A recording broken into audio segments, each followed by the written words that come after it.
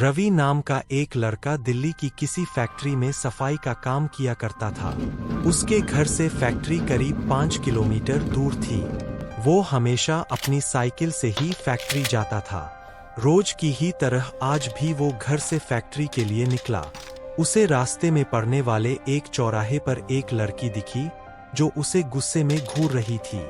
लड़के ने भी उसे देखा और फिर मुंह फेरकर फैक्ट्री चला गया। अगले दिन भी सुबह वो लड़की उसी जगह पर खड़ी थी और रवि को घूर रही थी। उसने पलटकर लड़की को नहीं देखा और सीधे अपने काम पर चला गया। रोजाना इसी तरह हफ्ते भर वो लड़की चौराहे पर खड़ी होकर रवि को घूरती थी और रवि उसे अनदेखा करके फैक्ट्री चला जाता था। करीब 7 दिन बाद जब रवि फैक्ट्री जा रहा था तो उसे वो लड़की उस जगह पर खड़ी नहीं दिखी। रवि के मन में हुआ कि आखिर क्या हुआ होगा कि वो लड़की वहां नहीं है। रवि ने सोचा कि उस लड़की से कुछ पूछने या बात करने में भी डर लगता था क्योंकि वो बुरी तरह से घूरती थी। इन्हीं ख्यालों के साथ वो फैक्ट्री पहुंचा और साफ सफाई करके शाम को घर लौट गया। वो लड़की एक हफ्ते तक उस चौराहे पर नहीं दिखी।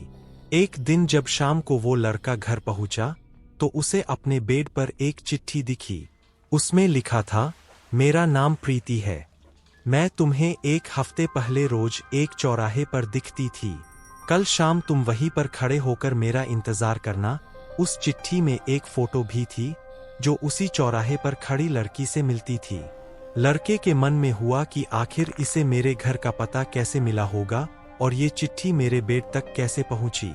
इसी सोच के साथ वो सो गया। अगले दिन उठकर जब काम में जाने लगा तो उसे चिट्ठी वाली बात याद आ गई। साइकिल से वो सुबह फैक्ट्री पहुंचा और दिन भर उसी लड़की के बारे में सोचता रहा। शाम को वो उस चौराहे पर पहुंचकर उस लड़की का इंतजार करने लगा। काफी देर हो गई लेकिन वो आई नहीं। रवि इंतजार करके थक गया था, इसलिए वो घर की ओर निकल गया। घर पहुंचते ही उसने सोचा कि क्यों न चिट्ठी पर लिखे हुए पते पर जाकर ही उस लड़की से मिल लिया जाए।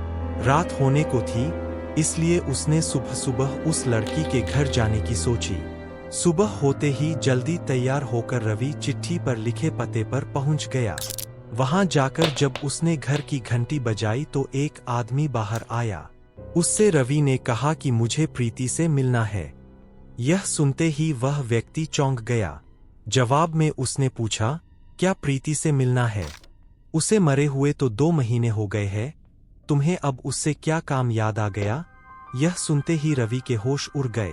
डर के मारे शरीर कांपने लगा। किसी तरह खुद को संभालकर रवि घर पहुंचा और चिट्ठी को जला दिया। उसके मन में कई तरह के सवाल उठने लगे।